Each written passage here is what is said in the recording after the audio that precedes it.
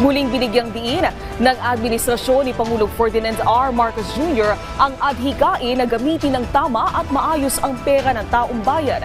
Ayon kay Executive Secretary Lucas Bersamin, ito ang dahilan kaya't matindi ang pagbusisi na ginawa ng Pangulo sa 2025 national budget. Dapat aniyang alalahanin ng publiko na binito ng Pangulo ang pinakamalaking pondo sa kasaysayan ng bansa.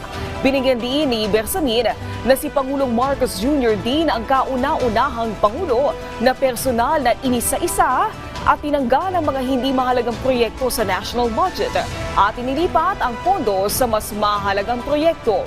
Sinabi ni Bersamin na may ipinatutupad na ring mas mahigpit na kondisyon sa pagpapalabas ng budget para matiyak na magagamit ito sa mga prioridad na proyekto at hindi sa interes ng iilan.